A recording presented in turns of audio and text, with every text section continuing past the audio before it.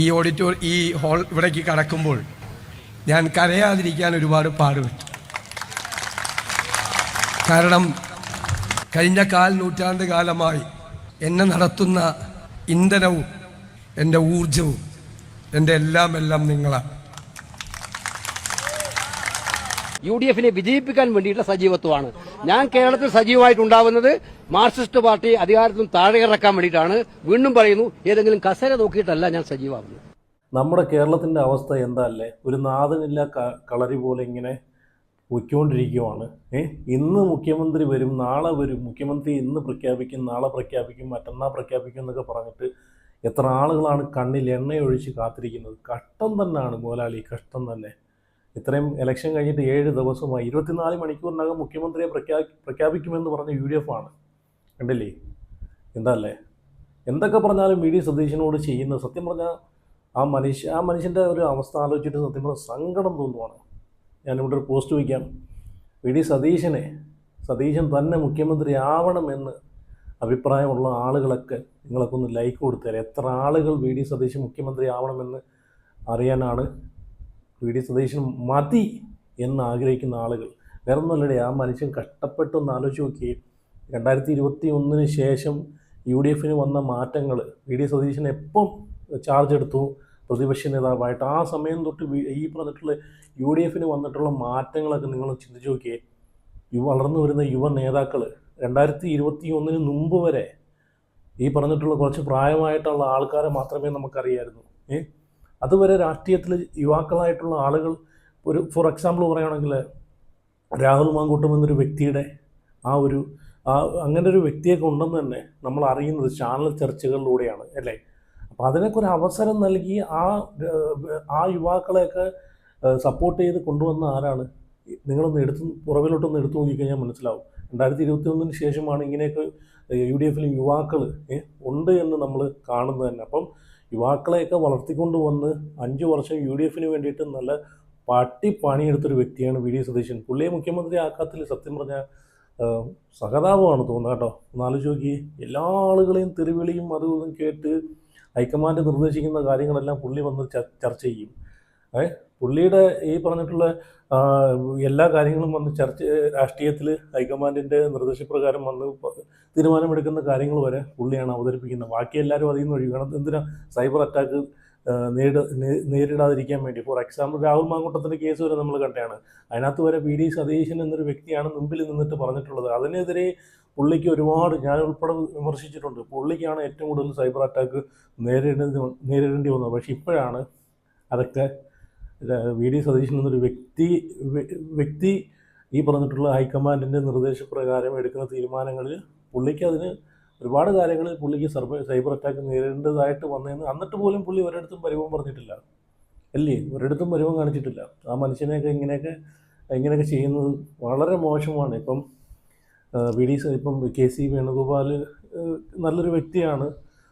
കാരണം പുള്ളി തന്നെ പറഞ്ഞിട്ടുള്ളതാണ്, എനിക്ക് സീറ്റിനോടൊന്നും എനിക്ക് താല്പര്യമില്ലടോ. എല്ലാ ചാനലിലും എന്തിനാണ് പിന്നെ കയറിയത് ഇങ്ങനെ പറഞ്ഞത്? KC വേണുഗോപാൽ, എനിക്ക് ഒന്നിനോടും താല്പര്യമില്ല, എന്നെ അങ്ങ് മൈനസ് ചെയ്തോളാം നിങ്ങൾ തന്നെയല്ലേ പറഞ്ഞത്.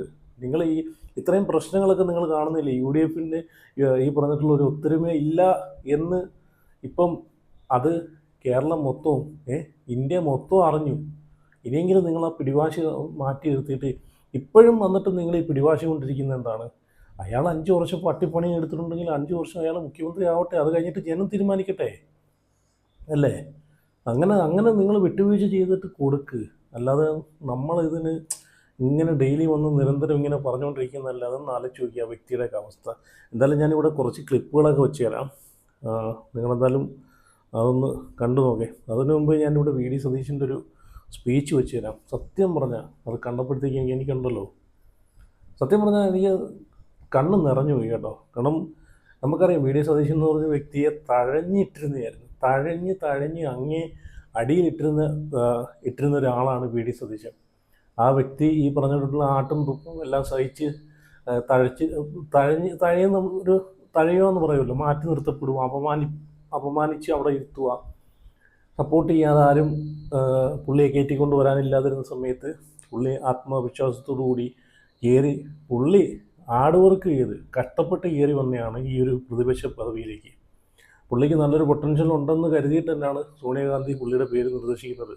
അതുപോലെ തന്നെ നമ്മൾ പുള്ളിയുടെ ആ ഒരു പ്ലസ് കണ്ടാണ്, ഒരു പോസിറ്റീവായിട്ടുള്ളൊരു എനർജിയുടെ ഭാഗമായിട്ട് പുള്ളി പ്രവർത്തിച്ചതിൻ്റെ ഭാഗമായിട്ടാണ് ഇപ്പം UDF 102 സീറ്റുകൾ നേടാൻ തന്നെ സാധിച്ചത്. എന്തായാലും ഞാൻ VD സതീശൻ്റെ ഒരു സ്പീച്ച് വെച്ച് തരാം, നിങ്ങളൊന്ന് കണ്ടു നോക്കിയാൽ മനുഷ്യൻ പറയുന്നത് കാണപ്പെടുത്തി സത്യം പറഞ്ഞാൽ നമുക്കൊക്കെ കണ്ണിൽ കൂടെ വെള്ളം ഒരുപാടും. എങ്ങനെ ഇതൊക്കെ കേസ് നിങ്ങൾ കണ്ടിട്ട് നിങ്ങൾക്ക് ആ മനുഷ്യനോട് കാണിക്കാൻ തോന്നാം? സീറ്റ് വിട്ടുകൊടുത്തത് ഇവിടെ നമ്മളെ ഈ ഒരു പ്രസ്ഥാനത്ത് നിങ്ങൾ നിലനിർത്ത്. എന്തിനാ കടിച്ച് പിടിച്ച് കടി കൂടി അങ്ങോട്ടും ഇങ്ങോട്ടും സോഷ്യൽ മീഡിയയ്ക്ക് തിന്നാൻ ഇട്ട് കൊടുത്തുകൊണ്ടിരിക്കുന്നത്?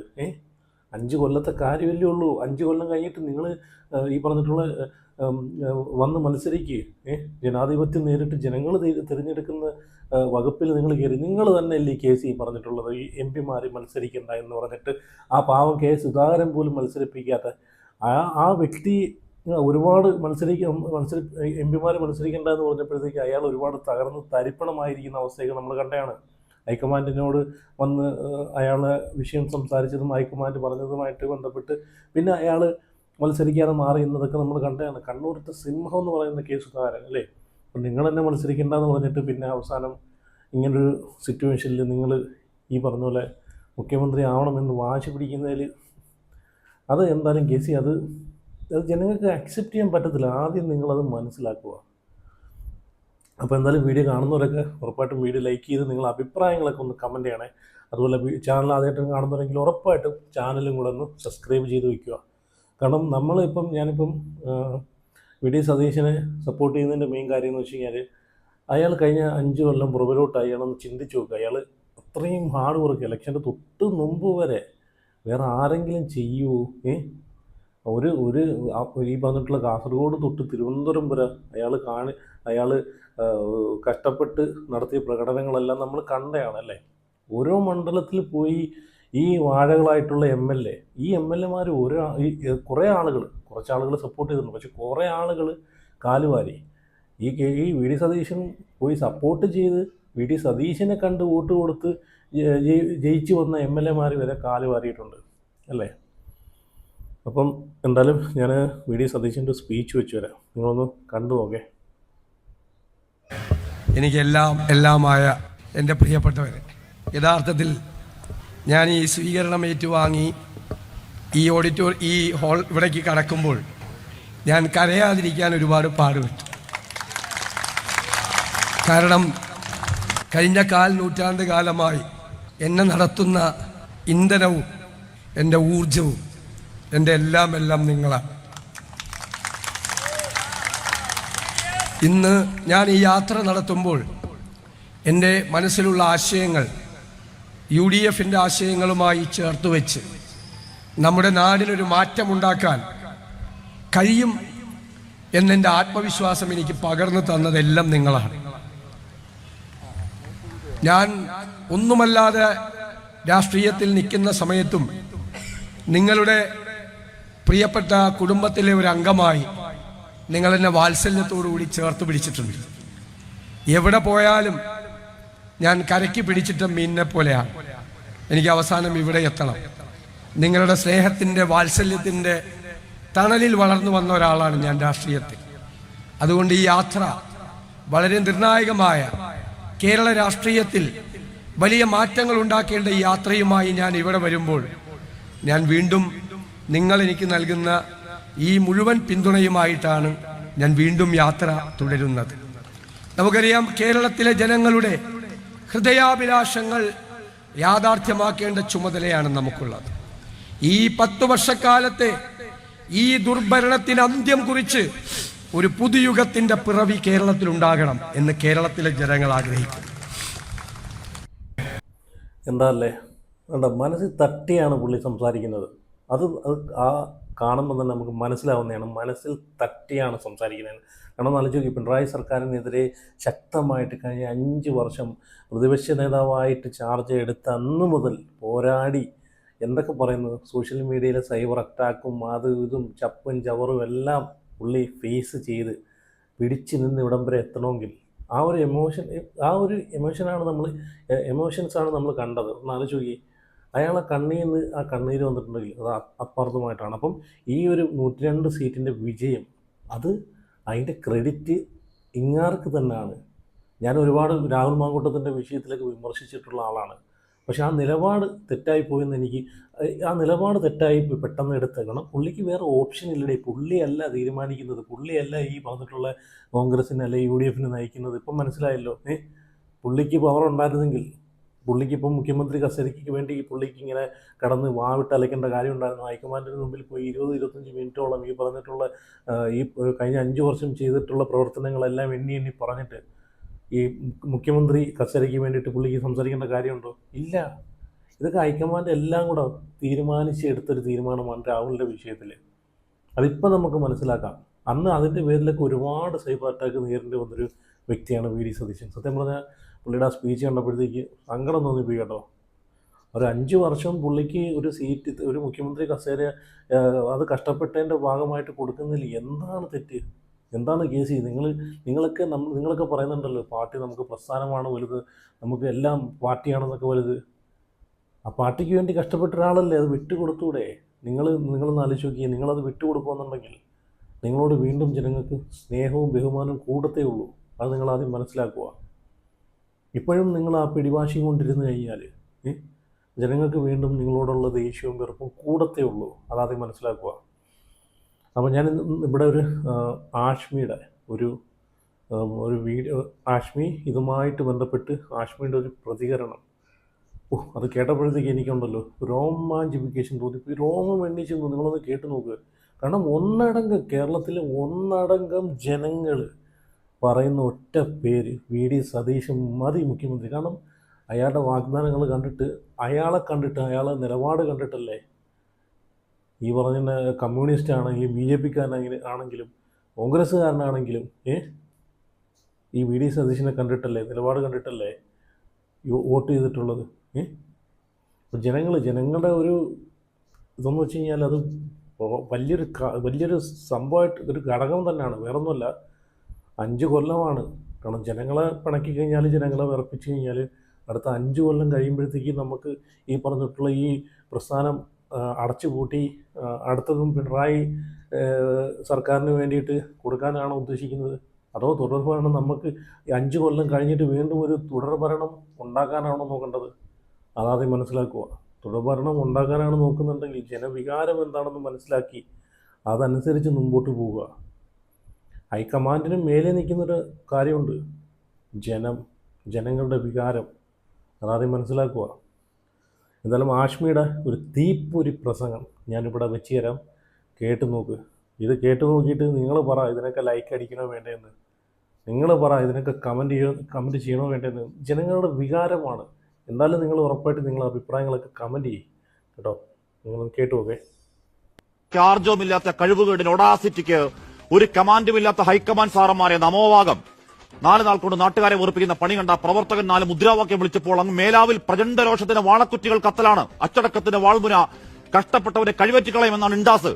8 ദിവസമല്ല 8 മാസം തലകുത്തിയെടുക്കുന്ന തീരുമാനമാണെങ്കിൽ പാളിയാൽ അത് പാർട്ടിയുടെ ശവക്കോട്ട കെട്ടിയ രാഷ്ട്രീയ മോചം 1-2 ആണോ?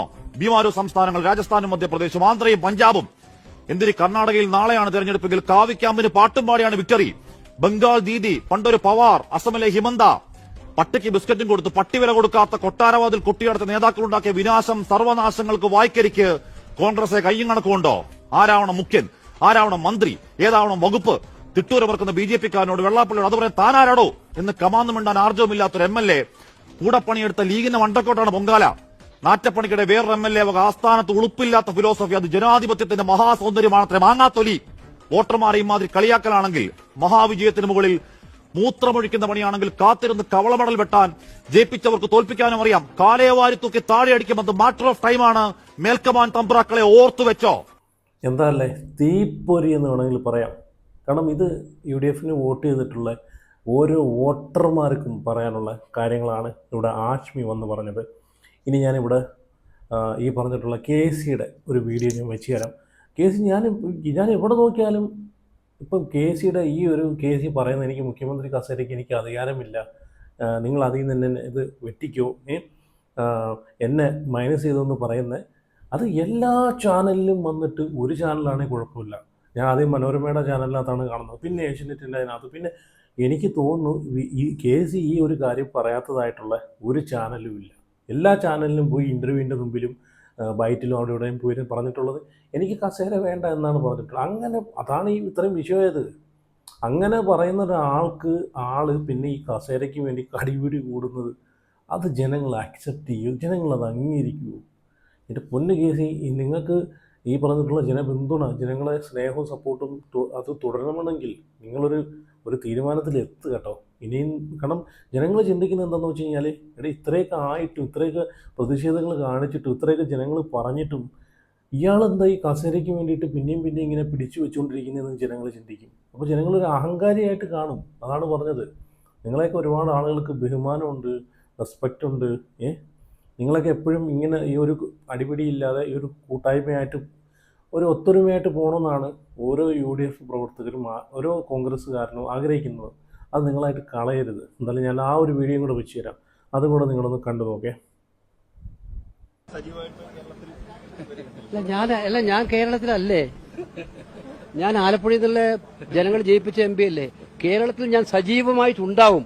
പക്ഷെ ഏതെങ്കിലും കസേര നോക്കിയിട്ടുള്ള സജീവത്വമല്ല, പാർട്ടിയെ ശക്തിപ്പെടുത്തി പാർട്ടിയെ വിജയിപ്പിക്കാൻ, UDF-നെ വിജയിപ്പിക്കാൻ വേണ്ടിയിട്ടുള്ള സജീവത്വമാണ്. ഞാൻ കേരളത്തിൽ സജീവമായിട്ടുണ്ടാവുന്നത് മാർക്സിസ്റ്റ് പാർട്ടി അധികാരത്തിൽ താഴെ ഇറക്കാൻ വേണ്ടിയിട്ടാണ്. വീണ്ടും പറയുന്നു, ഏതെങ്കിലും കസേര നോക്കിയിട്ടല്ല ഞാൻ സജീവമാവുന്നത്.